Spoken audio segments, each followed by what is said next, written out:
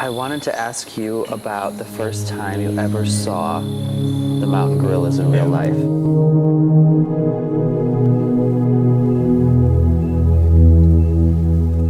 When you walked up that volcano, which I walked up 2 weeks ago, well, I should say struggled to walk up 2 weeks ago because it's not easy. It's not. I was out of breath.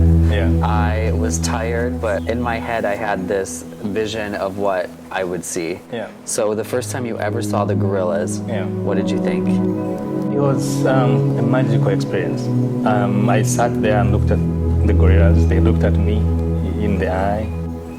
And I kept wondering, these are people. I'm looking to my, cousins and fellow people. I had this incredible feeling.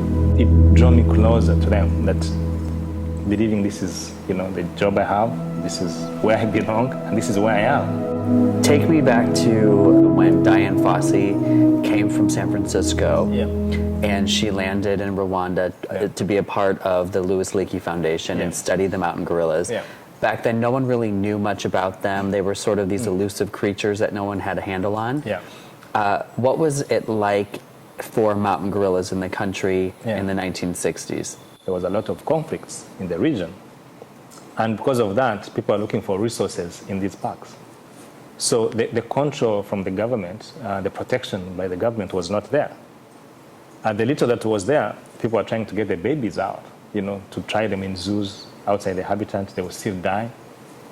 So when Dian Fossey came in, she came in with a different philosophy of protecting the gorillas in their own habitat. She developed a conflict with the people around there who had lived with gorillas for generations, but who did not understand the importance of mountain gorillas.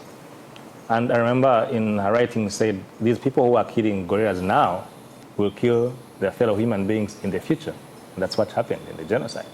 Having gorillas now is more or less because of her efforts and her work. She did a lot of work. She sacrificed her life, died, just because of the mountain gorillas. Well, one of the things she did was she would go and she would confront the poachers. Yes. She would not just ignore them, she would actually confront them, and she would burn down their campsites and all these things to fight, to really fight. And you can see why she fought, because the fighting was out of desperation.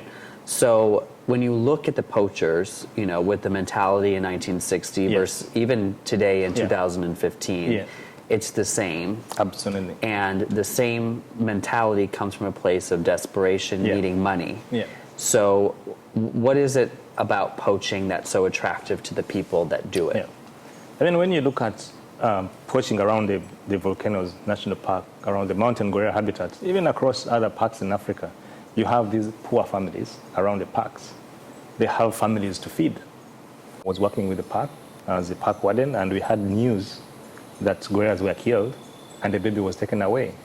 So there was this gentleman who was selling a baby gorilla, and the cost of that was $2,000.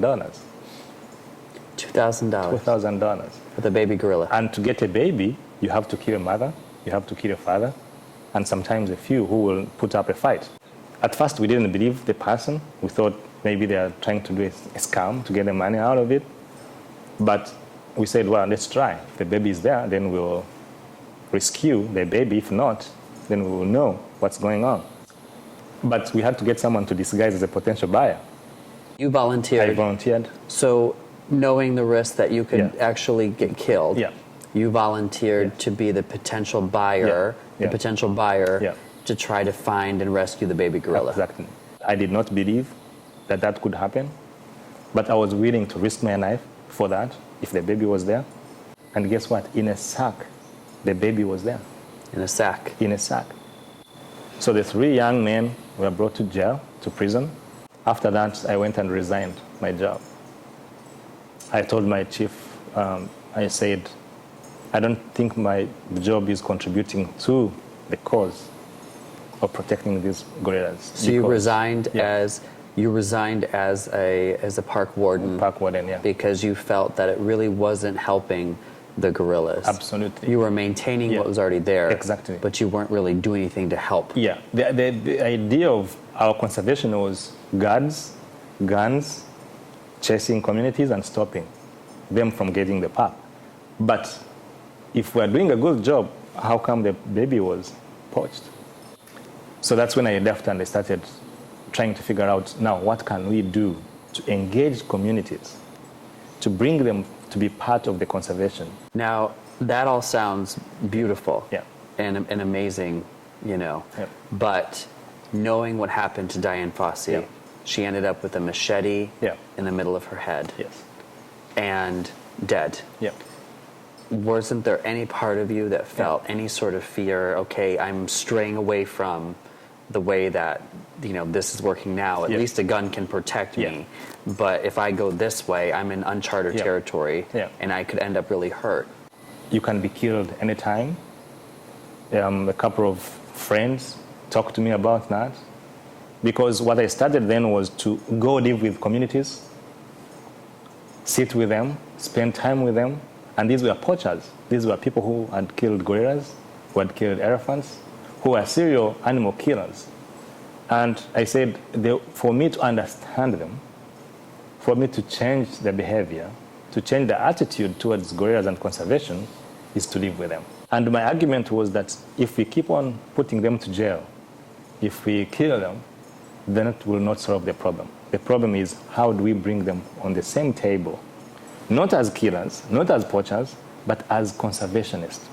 So it's taking the poacher and turning them into a conservationist. Exactly. And actually showing them that if you kill that gorilla, you steal that baby, you get a one-time payment. Exactly. But if you can serve them and keep them alive, you get paid over and over and over again. What I did was to have women to start weaving baskets, crafts they can sell, unemployed youth to train them to be guides, to be porters, men to start looking at programs that we can dance for tourists who are here, we can cook for them food, we can show them our culture, and they pay for that. And if we get all the tourists going to see the mountain gorillas, spending $10 a day, $20 a day into products that communities work on or generate, that's a lot of money that goes into the local economy. And as we do that, then they start seeing the direct benefits from the mountain gorillas. And guess what? Poaching reduced in the park. We started having poachers giving wardens and rangers information that we never knew. And through that, they volunteered to work with the park to protect their gorillas. And it's the first time in my conservation career I had communities saying, these are our gorillas. So when you started this, did anyone think you were crazy? Absolutely, everyone thought because I would crazy. think people would say, wait a minute, this is like the craziest idea I've ever heard. Absolutely. What I did was I got all the savings I had in my account. Which was how much? $5,000. I brought them into my community work. I bought land, gave it to the community. We built a culture village and started work programs that was helping women, unemployed youth, community. And I would still go back to work, get money, and bring it back to the community. What have you seen as the person who started Rwanda Eco Tours and the person who really helped initiate that idea? Gave the communities hope that they can actually get more money through tourism than they would get through poaching. Now we are seeing an increase in gorilla population. Every year we have a gorilla naming ceremony. I know, I saw there's now, how many, 808 gorillas? And every year we have, over 15, 20 babies that we name. And that, for me, is an incredible achievement. So since 2004, when you posed as a potential buyer of a baby gorilla that had been poached, has there been any other incidents of poaching in Rwanda? We have not lost any gorilla since then. We have not had an instance of killing gorillas. And we have not had any instance of sale of baby gorillas since then. In actual sense, the baby gorillas have increased. Do you think Rwanda has it figured out and the attention now needs to be to the Congo and to Uganda, who also house some of the gorillas? What work needs to be done now? The work that is left now is to ensure the Virunga as a transboundary resource. The same protection, the same work that has been done in Rwanda has to be done in Congo, has to be done in Uganda.